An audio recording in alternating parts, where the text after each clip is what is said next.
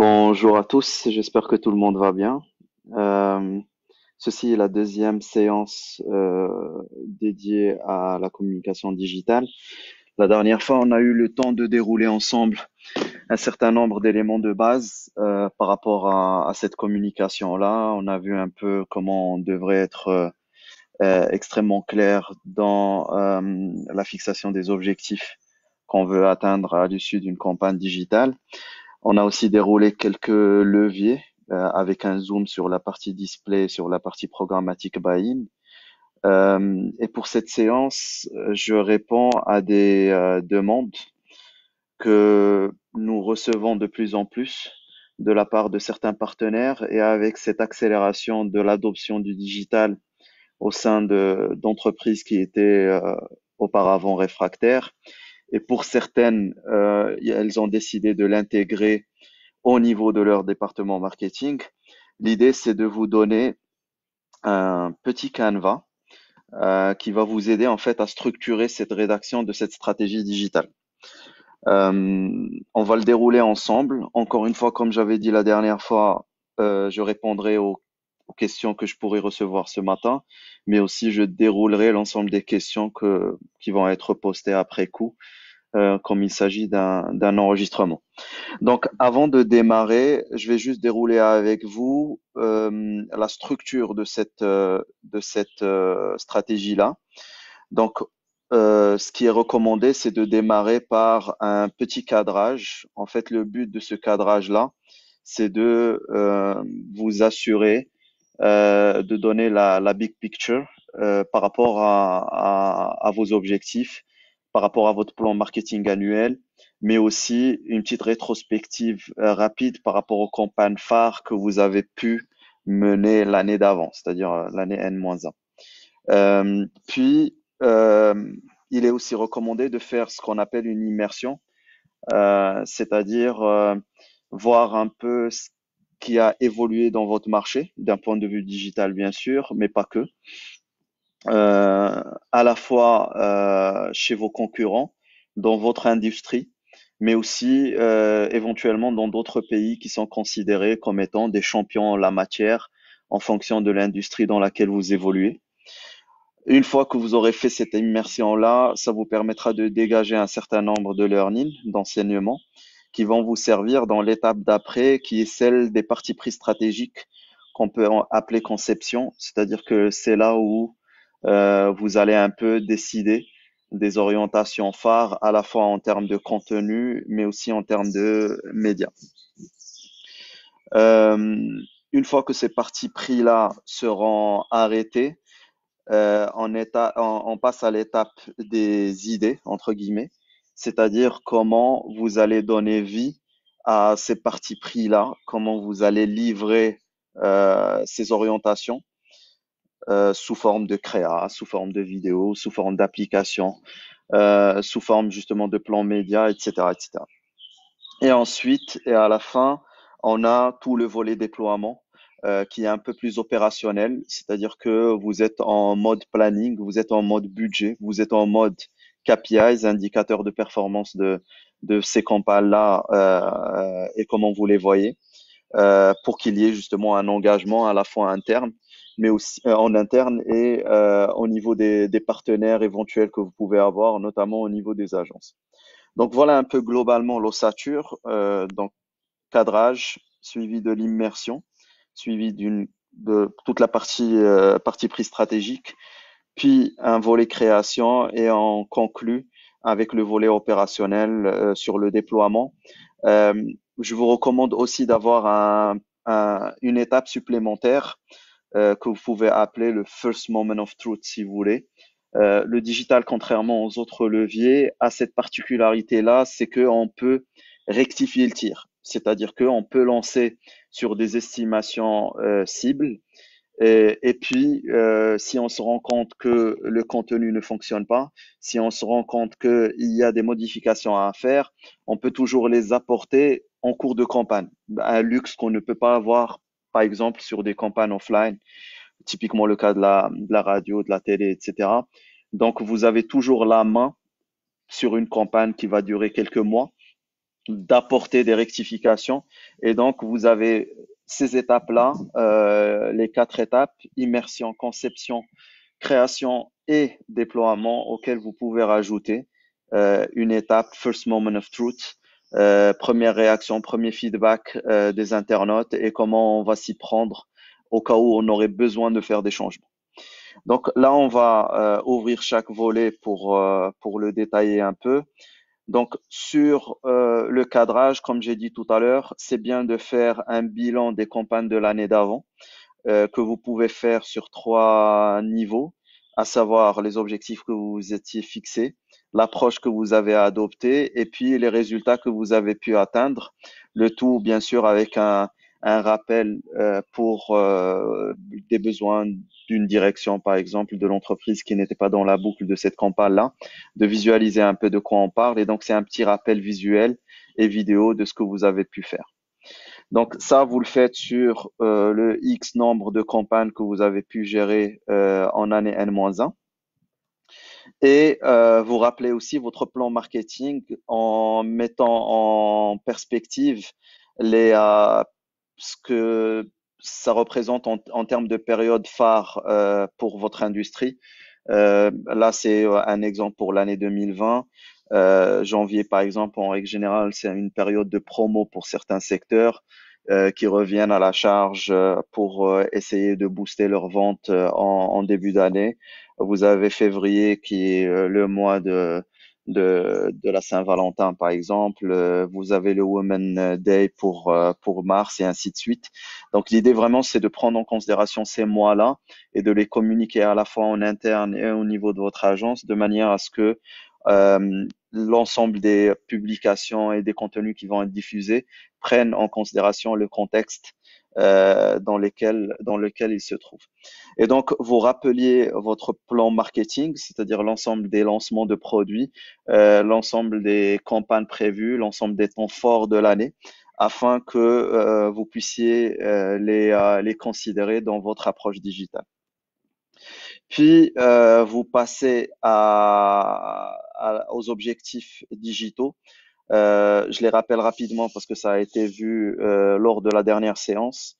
Donc, comme j'avais expliqué, aujourd'hui, le digital nous permet d'atteindre un niveau chronologique d'objectifs qui est la notoriété, l'image, le trafic et le lead. Vous pouvez préciser d'emblée de quel produit il s'agit par objectif. Quels sont les leviers digitaux que vous privilégiez sur la base justement de l'expérience que vous avez vécue l'année N-1 et autres. Quels sont plus ou moins les KPIs escomptés, mais pas d'un point de vue digital, mais plutôt d'un point de vue business, parce que sur le volet digital, en fait, ça vient un peu plus loin, parce que ce n'est que une résultante des moyens que vous allez mettre en place pour pouvoir livrer ce que vous avez prévu.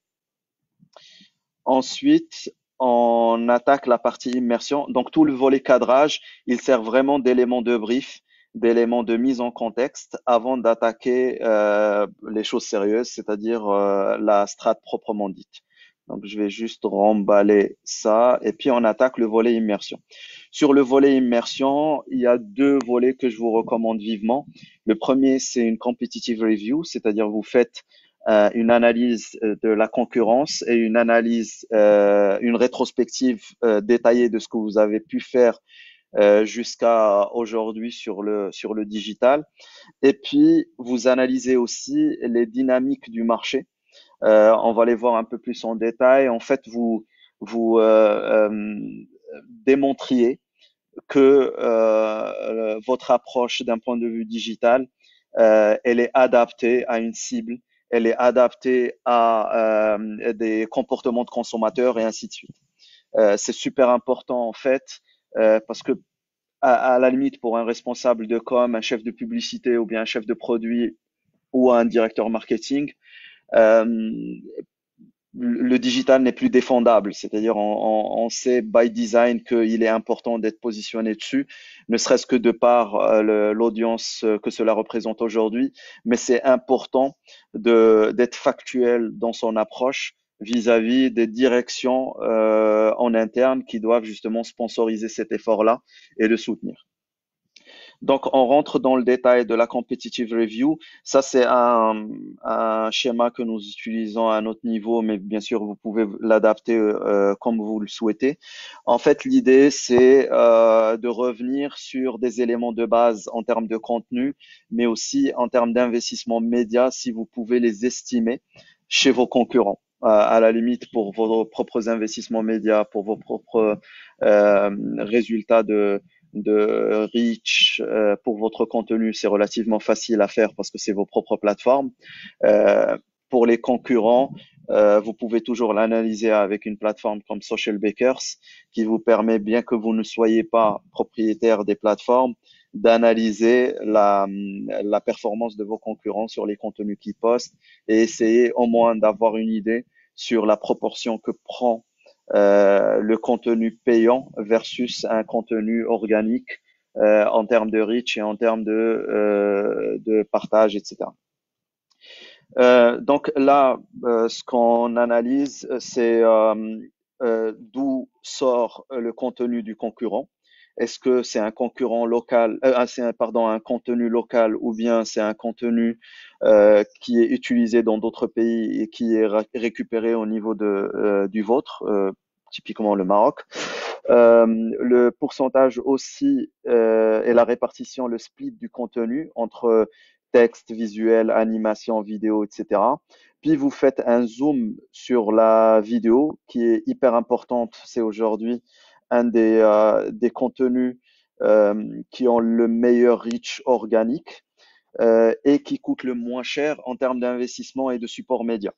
Donc c'est super recommandé d'utiliser justement ce type de contenu et il est important de voir à quel point votre concurrent direct ou indirect est présent sur ce format-là. Ensuite, vous regardez un peu les influenceurs et les ambassadeurs avec lesquels votre concurrent a créé du contenu, le niveau d'engagement plus ou moins sur les posts qu'il fait, le nombre de posts qu'il fait par semaine et quels sont plus ou moins euh, les hashtags qu'il utilise, quel est le territoire qu'il essaie de s'approprier, etc. Et bien sûr, cet exercice-là, vous le faites sur l'ensemble des plateformes sur lesquels vos concurrents sont présents ou qui sont stratégiques pour votre industrie. Donc, vous faites un zoom sur Facebook, sur Instagram, sur YouTube, sur son site internet et ainsi de suite. Vous analysez aussi son temps de communication. Est-ce qu'il est plutôt orienté arabe, français, derija? Euh, quelle est la perception plus ou moins de son produit? Quel est son claim? Les ambassadeurs de la marque avec quelques data et ainsi de suite. Donc ça, c'est typiquement le genre de template que vous pouvez récupérer, que vous pouvez commencer à utiliser pour analyser le travail qui est fait par vos concurrents et aussi le travail que vous faites. Je rappelle qu'il y a un outil qui s'appelle Social Bakers, qui est un des meilleurs d'ailleurs, mais il y en a plusieurs. En tout cas, Social Bakers, c'est celui qu'on recommande et qui pourrait vous permettre d'avoir de la data extrêmement poussée par rapport au niveau de pression que vous, que vous exercez sur les réseaux sociaux. Pour le site Internet, il y a Google Analytics qui reste champion en la matière. Et les autres plateformes, typiquement YouTube, etc., ils ont aussi un bon niveau de data récupérable d'une manière naturelle sur la plateforme. Donc, une fois que vous aurez fait cet exercice-là, c'est-à-dire rétrospective de votre propre marque, puis analyse de la concurrence, vous pouvez aller voir un peu la dynamique du marché. Et ça, vous l'étudiez sur différents niveaux. Ça, c'est une proposition, encore une fois, qui n'est pas exhaustive, parce que l'idée vraiment, c'est que vous adaptiez ce canevas-là en fonction de votre industrie. Et sur ça, donc, il faut analyser en premier lieu la cible, comment elle interagit avec les marques, comment elle interagit avec Internet d'une manière générale et spécifiquement avec les réseaux sociaux et ainsi de suite. Là, c'est un petit exemple d'analyse qu'on pourrait avoir sur les millennials, par exemple, à quel point ils sont connectés à travers justement la possession d'un smartphone, la connexion à Internet, le temps passé sur leur smartphone et sur Internet par jour. Euh, Qu'est-ce que justement ce smartphone représente pour eux, le niveau de pénétration des smartphones au Maroc d'une manière générale auprès de cette cible-là, et ainsi de suite. Puis vous analysez d'autres éléments par rapport au centre d'intérêt qu'ils observent le plus régulièrement possible. Quel est le niveau de pénétration de certains intérêts, typiquement le cas du gaming, sur lequel, dans cet exemple-là, on fait un petit zoom. Quelle est la relation qu'ils entreprennent avec les contenus d'une manière générale et quelle est la relation et la position que représentent les influenceurs dans leur vie d'une manière générale.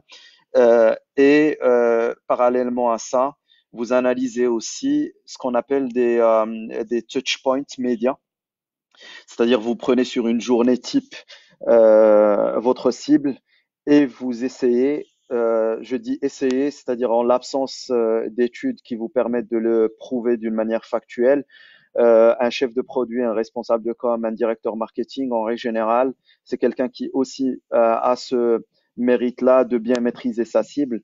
Donc, il pourrait éventuellement se projeter pour donner une idée sur le temps passé par jour en contact de leviers digitaux ou pas. Là, c'est un exemple. Par exemple, au réveil, ces personnes-là vont aller sur Spotify et sur la radio. Puis arrivés au bureau, ils vont être sur Internet, sur leur mail, etc. Puis pendant la journée, ils vont plus ou moins jeter un coup d'œil sur les réseaux sociaux et sur LinkedIn. Entre midi et deux, si c'est des personnes qui rentrent chez elles pour aller déjeuner ou bien s'ils déjeunent dans le coin, donc c'est des personnes qu'on pourrait toucher à travers de l'affichage, par exemple. Bien sûr, quand je parle d'affichage, bien qu'il s'agit d'offline, on sait très bien qu'on peut lier ce type d'action à une action digitale. Donc, ça peut être un rappel de ce qu'on est en train de dire sur le digital, un rappel sur l'affichage et vice-versa. Euh, Puis rebolote au bureau quand cette personne-là revient au bureau, qu'est-ce qu'elle fait? Et le soir, avec quel type de plateforme elle interagit. Donc, ces éléments-là forment pour vous des media touch points, c'est-à-dire des occasions de voir pour votre marque, des occasions pour de voir et d'être vu, bien sûr, et donc que vous pouvez justement considérer comme learning qui va être considéré dans l'étape planification média. Ensuite, vous récupérez tout ce qu'on appelle des insights. Je pense que Nabil, dans le cours dédié aux études de marché, est revenu longuement sur cet élément-là. Donc, l'idée vraiment, c'est de euh, intégrer un maximum d'études par rapport à votre marque, par rapport à votre industrie. Une étude aussi des tendances qui font votre industrie et ne pas se focaliser exclusivement sur le Maroc, mais aller voir aussi ce qui se passe ailleurs, des technologies, des approches qu'on pourrait éventuellement être les premiers dans notre industrie à ramener dans notre pays. Et puis les verbatims, j'ouvre une petite parenthèse par rapport à ça. Les verbatims, donc c'est l'ensemble des expressions qu'on peut récupérer dans le cadre d'une étude de marché, qu'elle soit quali ou quanti, et qui cristallise un peu une position, une perception de la cible vis-à-vis d'un produit ou bien vis-à-vis d'une marque ou bien vis-à-vis d'une typologie de produit d'une manière générale. Et donc, euh, en l'absence d'études de marché, parce qu'on ne peut pas se permettre une étude de marché par catégorie malheureusement, je vous recommande vivement d'utiliser le canal digital parce que il faut pas l'oublier, Facebook aujourd'hui peut être considéré comme étant une plateforme de sondage à ciel ouvert. Donc vous pouvez toujours aller checker dans les commentaires des fans, des followers des marques, un peu ce qu'ils en pensent. Ça vous fait une idée de base par rapport à la perception que ces gens-là ont envers une catégorie de produits ou bien une marque. Et vous concluez toute la phase immersion par des learning et ce que je vous recommande vivement, c'est de les faire parce que c'est pas un réflexe. Beaucoup de gens font cet exercice-là de se documenter par rapport à la marque, etc. Mais on ne retrouve pas forcément dans leur approche une slide qui résume l'ensemble des enseignements qu'ils ont tirés. Ça, c'est le premier point. Le deuxième point, je vous conseille aussi de la structurer parce qu'une slide de learning devrait être lisible pour tout le monde. Donc, que je sois à l'aise avec le digital, que je sois à l'aise avec le marketing ou pas, je devrais être capable au moins de lire cette slide qui résume un peu les idées que tu voulais me passer dans les slides d'avant. Et donc là, c'est typiquement un exemple de structuration. On peut avoir le premier enseignement tiré de l'analyse de l'année d'avant et comment nous, en tant que marque, on s'est débrouillé pour émerger sur Internet. On peut aussi avoir un enseignement clé par rapport à la compétition, par rapport à la concurrence et comment elle est en train d'utiliser le canal digital. Un enseignement dédié à la partie tendance et vers quelle direction notre industrie se dirige en termes de contenu, en termes de médias, en termes d'expérience livrée aux clients. Ensuite, le comportement du consommateur et enfin, un insight phare que vous allez utiliser dans l'étape conception, c'est-à-dire là où vous allez prendre parti, là où vous allez décider vers où vous allez diriger la marque et sa communication digitale pour l'année en cours ou bien pour l'année prochaine, ou bien pour les 3 années à venir. Ça dépend vraiment de l'élan que vous voulez donner à votre stratégie. Donc, en faisant ça, vous aurez bouclé l'exercice relatif à l'immersion, c'est-à-dire vous aurez analysé la, la concurrence et vous aurez fait une rétrospective de votre propre performance sur Internet et vous aurez analysé toute la dynamique du marché avec des learnings qui résument un peu ce que vous voulez utiliser dans le cadre de la partie conception. Alors sur la conception, je démarre par un élément. Aujourd'hui, beaucoup de gens rattachent la communication digitale au calendrier marketing d'une manière trop poussée. C'est-à-dire qu'ils se disent, je ne vais communiquer que si j'ai un événement qui mérite une communication. En fait, ça, c'est une approche qui est digne de ce qu'on peut retrouver à la télé, mais pas sur de la création de contenu dédié aux plateformes social media. Sur ces plateformes-là, il faut bien sûr, pendant les périodes de lancement, en profiter pour faire des coups de poing, mais on ne peut pas se permettre de lever le pied une fois que cette vague aurait disparu. C'est pas la télé, c'est pas la radio et c'est pas l'affichage. Sur les réseaux sociaux, c'est un travail de longue haleine. Il ne faut pas laisser le concurrent prendre de la place. Il faut s'approprier un territoire de com et le travailler au fur et à mesure qu'on avance dans le temps. Et pour ça, en fait, je reviens sur une notion qui a été établie par les équipes de YouTube concernant le contenu qu'on délivre et comment on pourrait structurer. Et ils ont créé une pyramide en 3 niveaux. C'est celle que vous avez sur le partage d'écran. Donc le premier niveau, c'est ce qu'on appelle le hero, le deuxième, c'est le hub et le troisième, c'est le hygiene. Alors le hero, comme c'est écrit, c'est le go big. C'est des prises de parole extrêmement performantes qui peuvent se transformer très rapidement en vidéo et en contenu viral. Et l'idée vraiment, c'est de challenger au maximum vos partenaires agences pour aller chercher ce contenu-là qui va se démarquer par son humour, par son côté choquant s'il le faut. Je pense à certaines causes comme la sécurité routière et d'autres, et ainsi de suite. Donc, ça, c'est la première étape. Ce qui est recommandé, c'est d'avoir au moins 3 heroes par an, 3 prises de parole phares pour certaines marques. Pour d'autres, typiquement les marques internationales, je vais vous citer un exemple qui est celui de Evian. Ils sont sur un hero par an et puis sur le reste, c'est animé par une approche hygiene, hub et hygiene. Puis le deuxième niveau, c'est le niveau hub Et en fait, c'est un contenu engageant. Et ce qui est recommandé, c'est que ce contenu-là soit d'une manière ou d'une autre rattaché à votre contenu hero, c'est-à-dire qu'il y ait une cohérence d'ensemble entre ce que vous allez faire dans cette phase-là et la phase d'avant. Puis, le contenu hygiene, c'est votre always on, c'est votre communication tout au long de l'année sur laquelle vous vous positionnez sur des thèmes et des territoires euh, qui sont propres à la marque et qui correspondent à ce que la cible veut entendre, veut avoir comme contenu tout au long de l'année. Là, je donne un exemple pour que vous puissiez visualiser comment vous pouvez structurer ça. On prend une marque comme Evian. Donc, ils ont démarré, et ça, c'est un positionnement qu'ils ont et qui revient chaque année. Mais là, je prends l'exemple de 2013, si ma mémoire est bonne. Donc, ils ont sorti une vidéo virale que vous devez certainement connaître, ou bien je vous invite pour éviter de lancer la vidéo et que ça impacte un peu la qualité du live.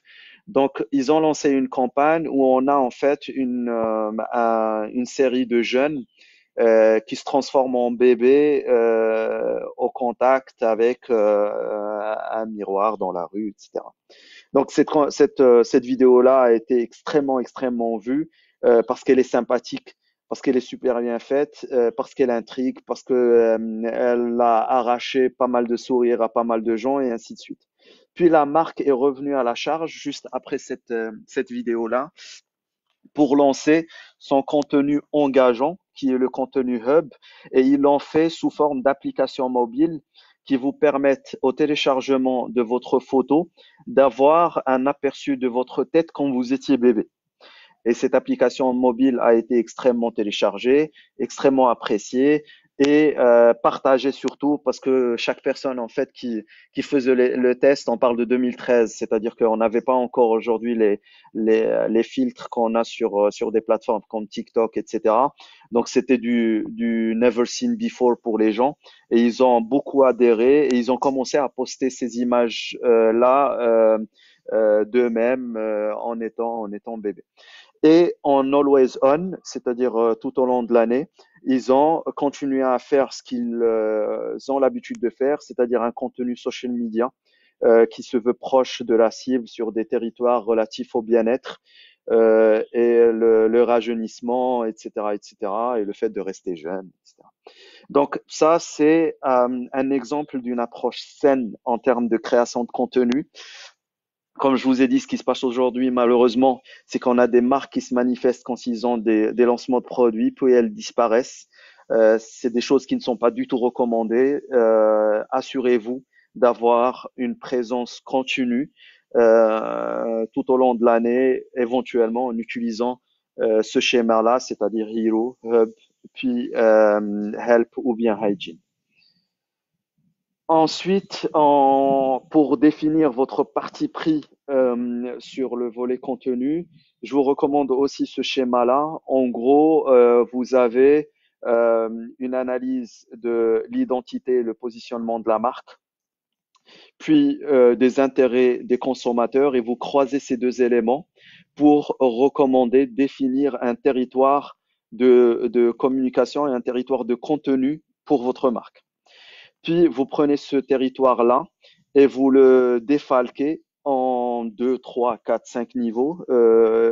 Ça dépend de votre marque et de votre vision de ce qu'elle, et de la perception que vous voulez récupérer en plusieurs fragments de thèmes que vous allez utiliser en termes de communication digitale.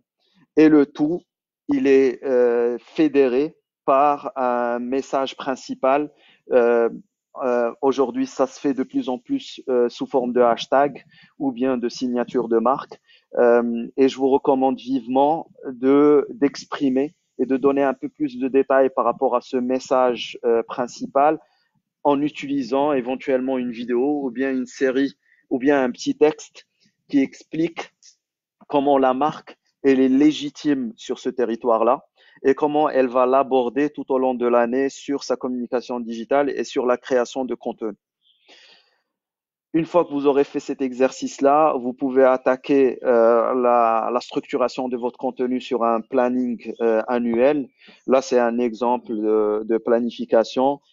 Comme j'ai dit tout à l'heure, et comme c'est recommandé, trois niveaux de présence en Hero tout au long de l'année, qui sont accompagnés de contenu hub, et puis en fil rouge tout au long de l'année vous avez des contenus hygiene qu'il va falloir alimenter sur un territoire. Le même exercice vous permet d'avoir une visibilité par rapport à comment vous allez répartir le volet média et comment vous allez répartir vos efforts et vos investissements d'un point de vue média. Ça, c'est un autre exemple que je vous propose, c'est-à-dire sur le volet Hero, parce qu'en règle générale, c'est un contenu qui se veut viral et c'est un contenu qui est principalement vidéo. Donc, l'idée, c'est d'être présent sur des plateformes comme YouTube, de s'allier avec des plateformes native ads comme Moustachu ou bien Wheel of Buzz, etc. De faire aussi de la bannière et du programmatic buy-in, mais en privilégiant les plateformes qui vous permettent de communiquer sur des formats vidéo. Et bien sûr être présent sur les réseaux sociaux pour accompagner cet effort-là. Ensuite, sur le volet hub, là, comme j'ai dit tout à l'heure, l'idée c'est et l'objectif c'est de faire de l'engagement. Et donc l'idée c'est de mettre un maximum de leviers qui vous permettent de générer soit du téléchargement d'une application mobile, soit du renvoi de trafic vers une plateforme laquelle vous avez préparé par exemple un jeu ou un truc du genre et bien sûr accompagner le tout par du sponsoring de posts, etc., qui incite les gens à participer à votre opération ou bien à votre activation. Et enfin, sur le hygiene, les plateformes sur lesquelles il faut être présent tout au long de l'année, c'est bien sûr le SEA, c'est-à-dire le référencement payant. Le programmatic buy-in, c'est super recommandé de l'avoir tout au long de l'année parce que ça vous permet d'optimiser au maximum vos investissements.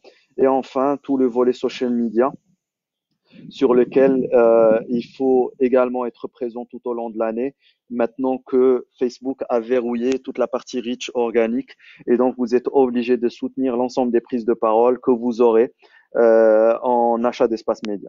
Donc, ça, c'est la structure et le niveau de partie pris. Bien sûr, ça, comme j'ai dit, c'est un exemple. Et donc, les niveaux de budget que j'ai intégrés sont juste à titre indicatif.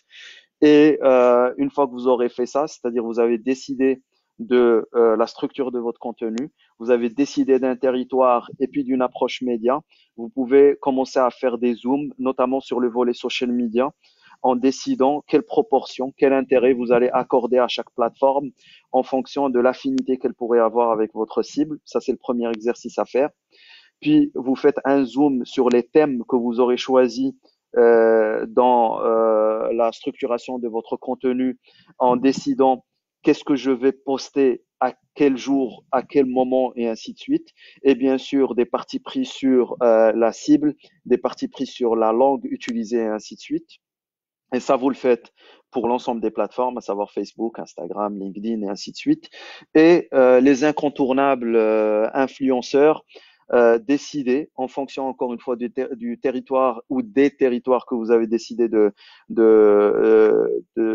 d'investir pour votre marque, décider des territoires, des influenceurs qui vous intéressent. Là, c'est un exemple encore une fois non exhaustif lifestyle, musique, gaming, cooking, fitness, etc.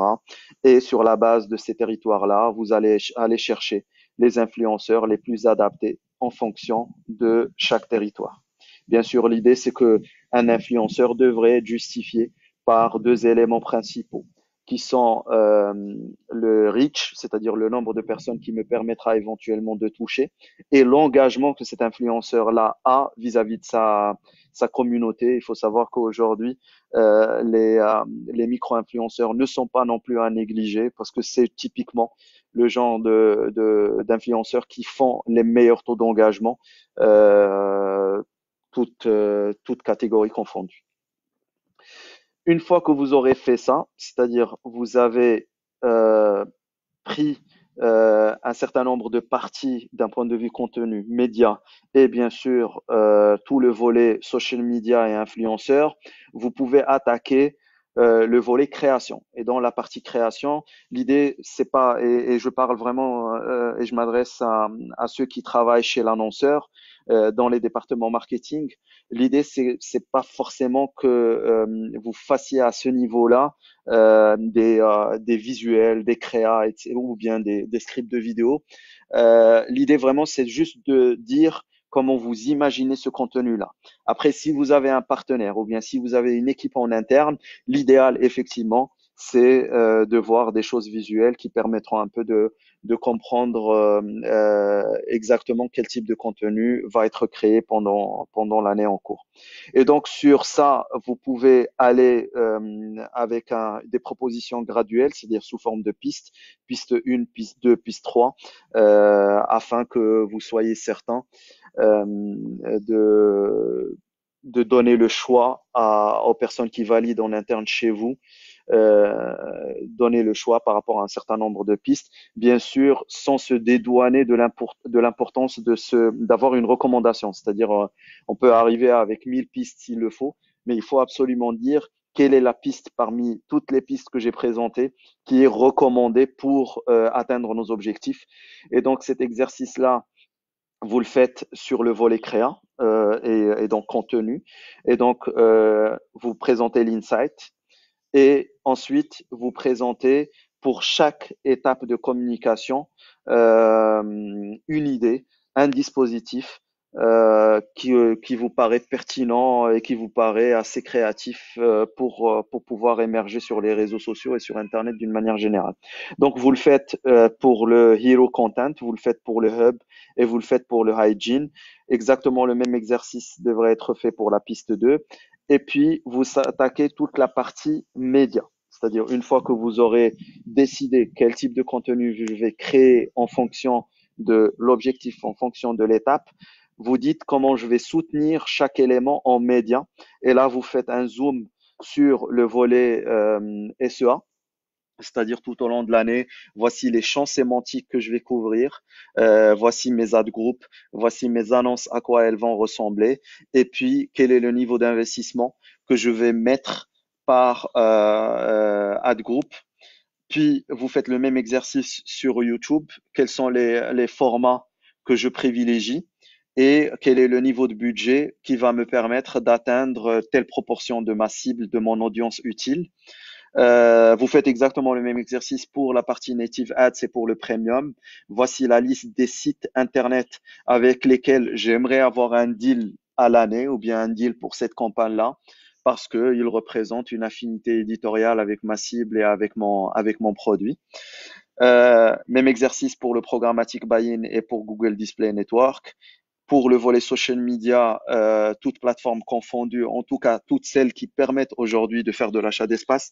Je dis ça parce que des plateformes typiquement comme TikTok, on ne peut pas aujourd'hui, on ne peut pas encore acheter de l'espace dessus, mais ça va forcément arriver. Mais pour les autres plateformes, l'idée c'est de faire un zoom par niveau de budget, par objectif, pour savoir combien on va investir et quel est le niveau de couverture attendu à l'issue justement de cet investissement-là.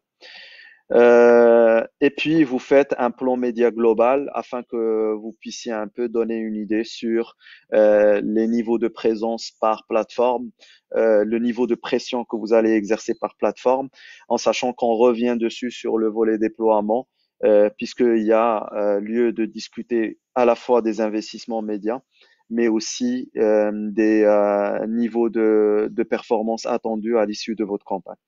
Donc ça, c'est le volet création. Donc, vous revenez à la fois sur le volet contenu avec des pistes créatives par objectif, c'est-à-dire Hero, Hub et Hygiene, mais le tout est justifié par un insight fort qui permet de rassurer par rapport à l'adhésion de votre cible à votre contenu.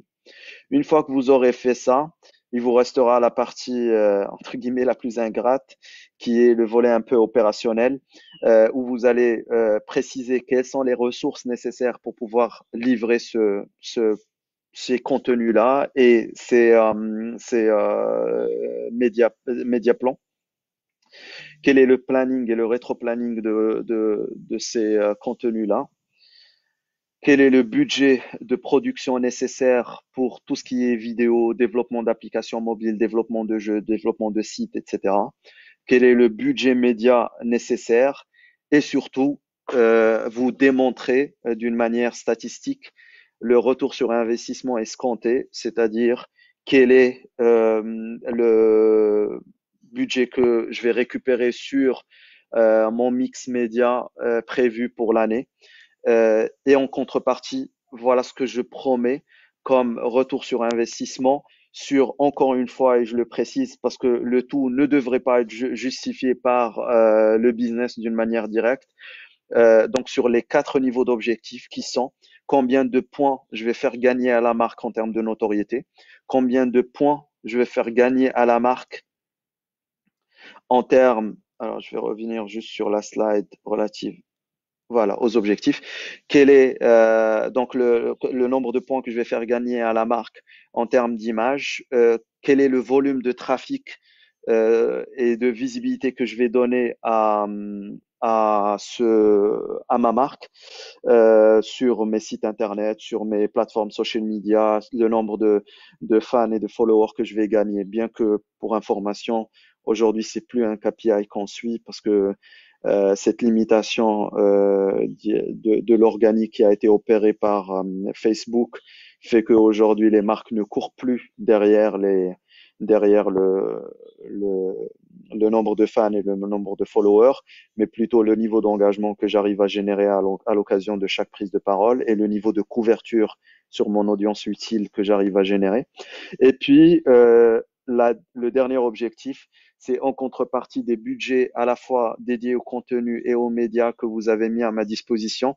Quel est le nombre de leads, et je dis bien leads parce que s'engager sur de la vente et sur du business, sauf si bien sûr on a le recul nécessaire sur les années d'avant pour pouvoir le faire, c'est trop prétentieux. Et donc, si vous êtes en année 1 de présence en digital, l'idée, c'est que vous soyez sur une notion de prospect, qu'ils soient les plus qualifiés possibles, que vous allez générer pour la marque à l'issue de l'année en cours.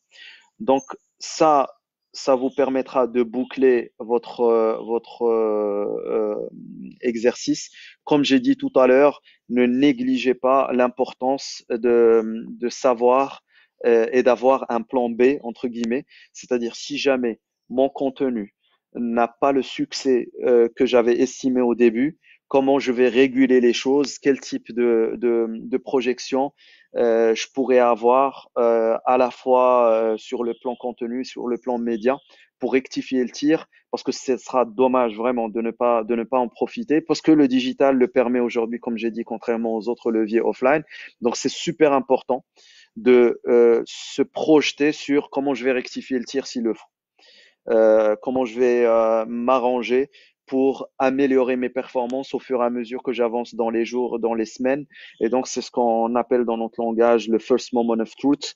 Une fois que sur la première, la deuxième semaine, j'aurai eu un feedback, comment je vais faire en sorte de réguler les choses s'il le faut. Donc voilà, je suis dans les temps normalement. Je fais un petit récap rapide. Donc ça, c'est le Canva que vous pouvez utiliser dans le cadre d'un montage d'une stratégie digitale, que vous soyez côté agence, que vous soyez côté annonceur ou tout simplement si vous êtes étudiant et vous avez ce type d'exercice à livrer au sein de votre école. Il est réparti en 5 étapes plus une. La première, c'est un cadrage où vous détaillez à la fois des éléments conjoncturels, mais aussi les objectifs marketing et le calendrier marketing de votre marque ou bien de votre entreprise. Vous attaquez un volet immersion pour analyser les dynamiques du marché, pour analyser le comportement des consommateurs avant justement de vous lancer dans le volet stratégique. Puis, vous définissez vos parties prises stratégiques dans l'étape conception, à la fois sur le volet branded content, mais aussi sur le volet média, avant de donner vie à ces orientations-là avec des pistes créatives que vous recommandez et qui vous permettront éventuellement d'atteindre les objectifs que vous vous êtes fixés.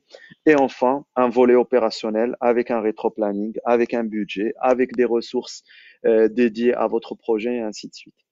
Donc voilà, c'est tout pour moi, pour cette séance en tout cas.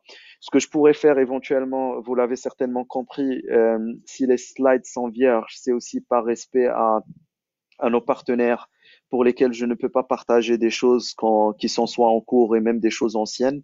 Je vais par contre faire le check à mon niveau pour voir s'il y a des choses qui ne relèvent pas du confidentiel que je pourrais éventuellement prévoir pour la séance d'après comme étant un exercice palpable de quelle forme pourrait prendre cette stratégie-là pour une marque présente ici au Maroc ou bien une marque étrangère. Malheureusement, ça c'est les limites du e-learning.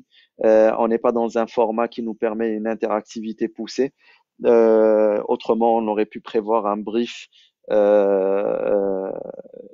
et sur lequel on pourrait bosser sous forme de TP. Voilà, c'est tout pour moi. Je vais juste rapidement checker les questions reçues de la part de Hajar et de la part de Karima.